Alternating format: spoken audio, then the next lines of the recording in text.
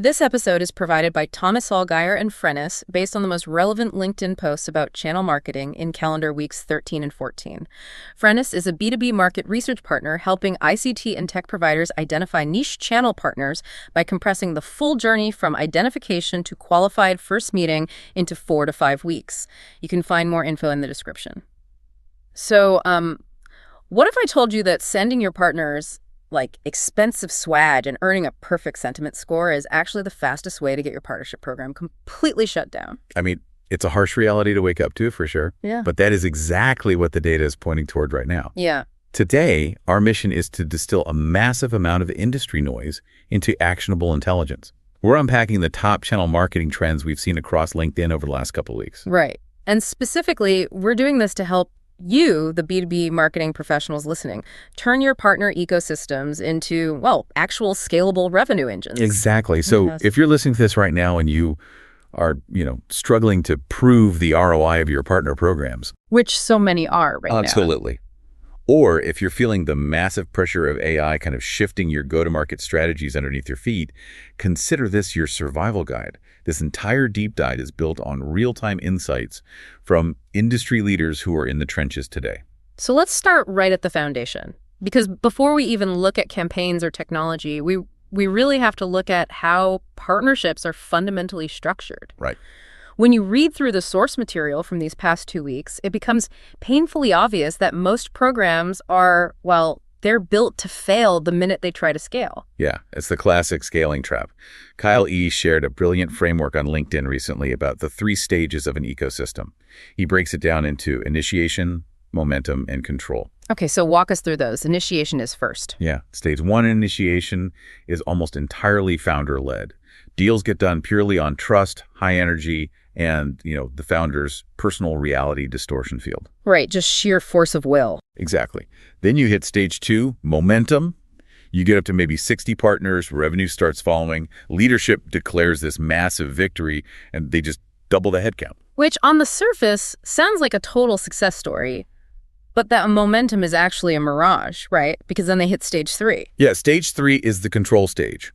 And this is where Kyle points out that most programs completely die. Wow, why is that? Because moving to control requires process, it requires governance, and deep data infrastructure. But nobody built any of that during the first 2 stages. They just relied on relationship. Ah, I see. So the trust that closed deals early on doesn't magically transfer to the newly hired partner managers. Nope. The founder steps back to focus on other things, the personal connection evaporates, and the whole system just sort of stalls out. And what's crazy is that companies are throwing money at this broken system without fixing the underlying plumbing. Gail Calvert pointed out that 69% of B2B tech companies actually plan to increase their partnership investment moving forward. Right, but the results just don't match the intention. Because of that exact infrastructure gap. They have no prioritization frameworks, they have no joint messaging that actually converts buyers, and most fatally, no pipeline cracking that a CFO would ever trust. Which perfectly leads us to the harsh truth of partner management today. Rob Moyer posted something that I think, honestly, every partner manager needs to print out and put on their wall. Oh yeah, the swag post. Yes. He described the partner manager everyone loves, the one who sends the best swag, remembers everybody's birthdays, and boasts these perfect net promoter scores from their partners. They show up to the quarterly business review with 50 slides of relationship health, green check marks everywhere. Right, partner logos all over the place. And then the chief revenue officer asks the only question that matters, where is the revenue?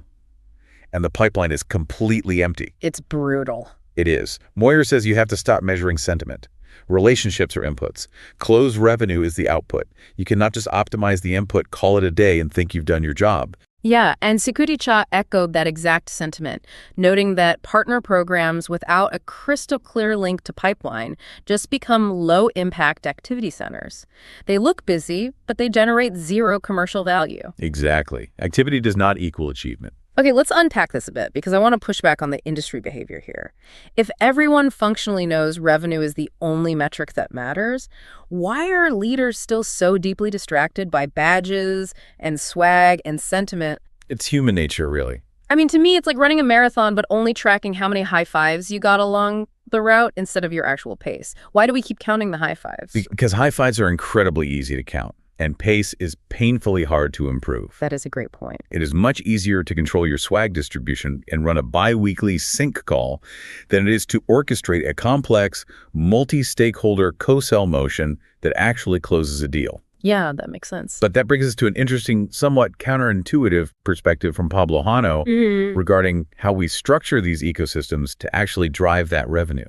Okay, what does he suggest? Well, the current trend of the industry is to ruthlessly cut the long tail and only focus your energy on the top 10% of producing partners. Right, the classic go deep, not broad advice. Cut the dead weight. Exactly. But Hano argues that treating your ecosystem like an exclusive VIP club is actually a lazy strategy. He uses this great ice cream shop analogy. I love a good food analogy. Let's hear it. If you walk into an ice cream shop and they only have 3 flavors, chocolate, strawberry, vanilla, you instinctively think, wow, this place is really limited.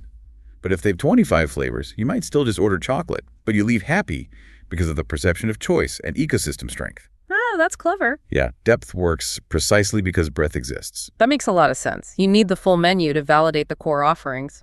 But wait, how do you manage those 25 flavors without bankrupting your enablement resources? Well, you need depth for today, meaning joint go-to-market motions, heavy investment, and deal inspection for your top VIP partners. But you need breadth for tomorrow. So you don't cut the long tail. No, you just stop treating them like the top tier. You handle the long tail with scalable, product-led activation and self-service enablement so they can grow at their own pace without eating up your operational bandwidth.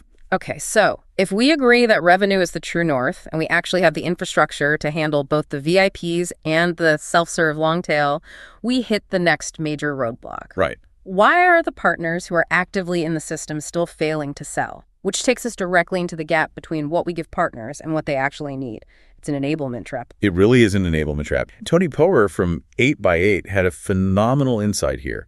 He said, enablement isn't failing because of a lack of information. Because they have too much, right? Exactly. Yeah. Partners have more portals, PDFs, and battle cards than they could ever possibly read. Enablement is failing because of a lack of translation. What does translation mean in the specific context? It means vendors are handing over static feature walkthroughs, like, here is what our software does. Yeah. But that falls flat because it doesn't translate your product into the partner's specific sales motion. Ah, I see. The partner's sales rep doesn't care about your features. They care about how your product fits into the overarching solution they are pitching to their specific buyer. If you don't translate your feature into their sales narrative, the PDF just sits in a portal gathering dust. Right. And Craig Booth from Channel Force calls this the long tail problem. You look at your partner dashboard, you celebrate that you have like 100 enrolled partners, but you realize only 5% are actually out there hunting for deals. Yeah, massive drop-off. His solution to this is fascinating, though. He applies the MEDDIC sales framework, but not to the end customer. He applies it to the partner sellers themselves. That is a crucial psychological shift. For those listening who might not use it daily, MEDDIC stands for metrics, economic buyer, decision criteria, decision process, identify pain, and champion. It's basically a standard framework for qualifying enterprise deals. Exactly. But Booth says, stop just using it on the end user. Treat the partner seller as your customer. So you have to uncover the partner seller's personal ROI. Precisely. What is their personal metrics or identify pain? Usually it's their commission check or, hitting their quarterly quota. Right. If you don't use MEDDIC to connect your product directly to their personal financial win, they simply will not sell it, no matter how glossy your enablement PDF is. Your product isn't the software to them. Your product is their commission. Wow. And shifting that mindset goes beyond just sales frameworks. Elizaveta Shalagina talks about winning mindshare in incredibly crowded distributor environments by shifting from a vendor to a knowledge partner. I really liked her take on this. Yeah, instead of just pushing product updates on a weekly call, she suggests providing upskilling as a service. So, for example, running advanced Google Ads training for your partner's marketing teams. She also advocates for radical transparency as part of that upskilling. Like literally sharing the real learning curves of your own internal marketing campaigns. Which is a bold move. It is. Walking into a partner meeting and saying, here's what we tried last quarter, here's what completely failed, and here's what actually worked. Okay, here's where it gets really interesting, though. If we practice this radical transparency and actively share our campaign failures with partners, as Elizaveta suggests, doesn't that make us look a bit I don't know, incompetent. I mean, we're the vendor. We're supposed to be the experts with everything figured out. It's a completely natural fear, but it ignores the fundamental psychology of reciprocity. How so? When you show vulnerability and say, hey, we lost $50,000 trying X, so we are sharing this so you don't have to make the same mistake, you are saving them tangible risk. You aren't just a vendor pushing a product anymore. You are a mentor protecting their business. Oh, wow. That builds an impenetrable level of trust that no amount of swag could ever buy. That makes total sense. And you can really contrast that level of trust with the sheer awkwardness of what Von Mordecai pointed out regarding co-branding.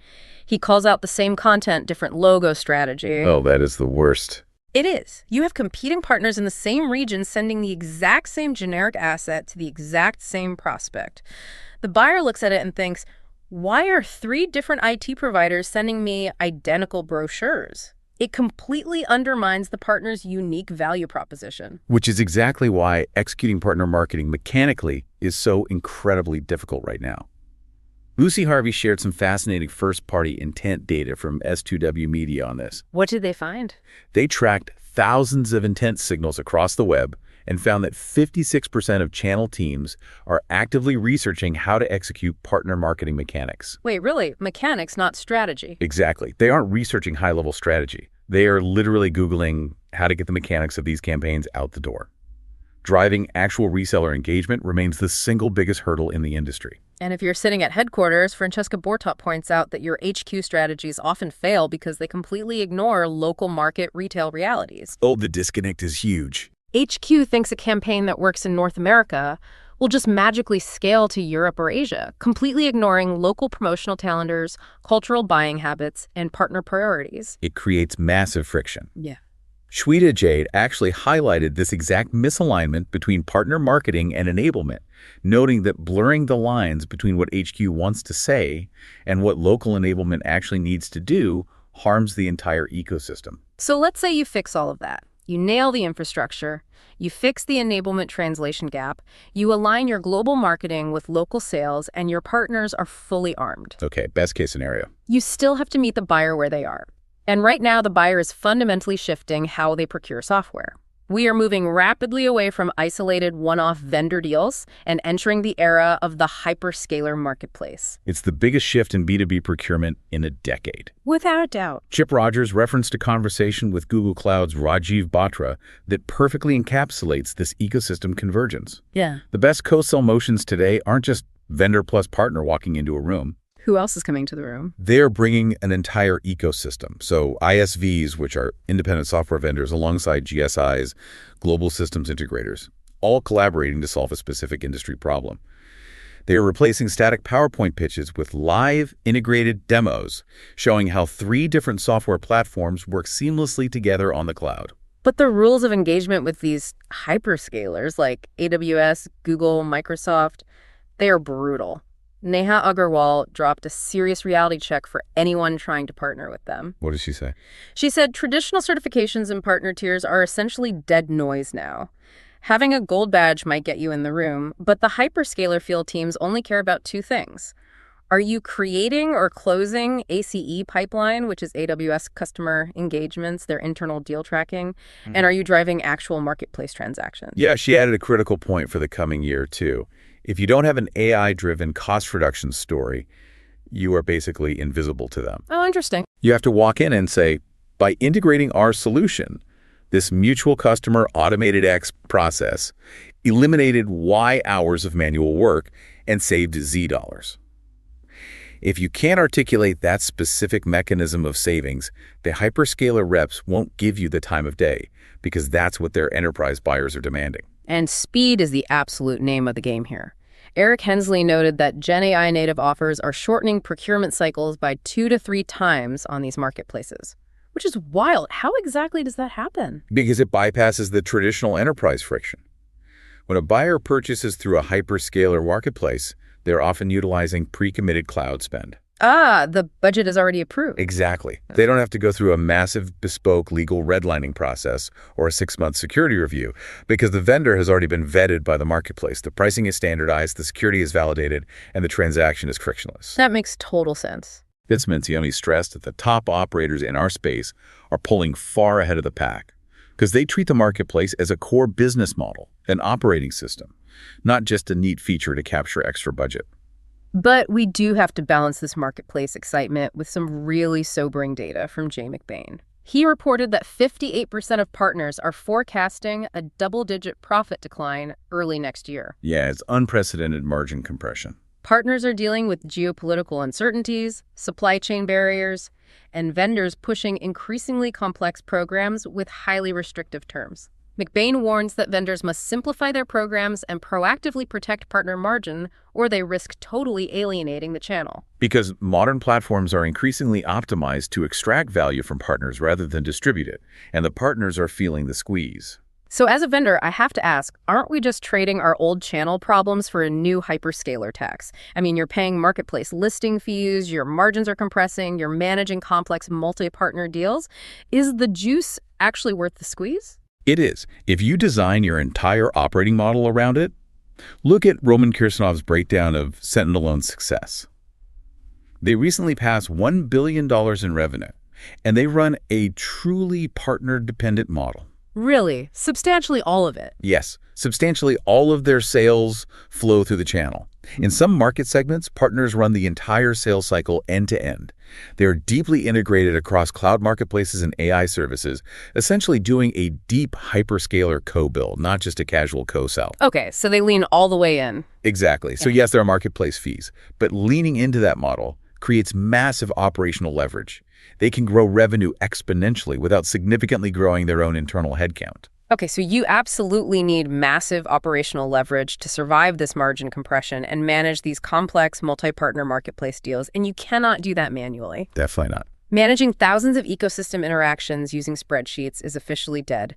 The only way forward is deep data, AI, and RevOps integration, which is the final piece of our analysis today. Manual management isn't just dead, it's a competitive liability. Will Taylor points out a massive sophistication gap right now. Think about this. Marketing has over 15,000 different tech vendors supporting its operations. Partner tech has maybe 450. That is a staggering gap in technological maturity, 15,000 to 450. Yeah. And as AI begins to ingest go-to-market data across the enterprise, this gap is going to widen exponentially. Taylor warns that if ecosystem and partner data isn't deeply integrated into your core RevOps infrastructure, your company's AI models are only going to be trained on volume-based spam from traditional direct sales and marketing. Right, because that's the only data it has access to. Exactly. The AI will completely ignore the high-conversion, warm partner motions because it literally can't see them. Keeping partner data out of RevOps is like trying to train a self-driving car but refusing to let it see the actual roads. You're guaranteeing a crash. But if you're listening to this and realizing your data is siloed, how do you practically start this integration tomorrow? You schedule a meeting with your operations, team RevOps, marketing ops, whoever it is, and you ask exactly what data warehouses and attribution systems they're using. Okay. Then you aggressively force your partner data, your co-sell lists, and your ecosystem messaging into every single one of those primary workflows. You have to stop wasting time on siloed partner activities that don't map directly to the core revenue metrics inside those centralized systems. Because if you don't, your job might literally disappear. Valerie R. Arnon posted a highly provocative thought about what she calls the Great Hollowing. Yeah, that post was intense. It was. She argues that AI is hollowing out traditional alliance roles. If you are listening to this and your primary value as a partner manager is merely coordinating meetings, taking notes, and acting as a human API between two companies' CRM systems, well, that role is dead. You are being replaced by what she calls the monetization catalyst. A monetization catalyst doesn't just schedule syncs. They leverage data to actively design revenue-generating motions.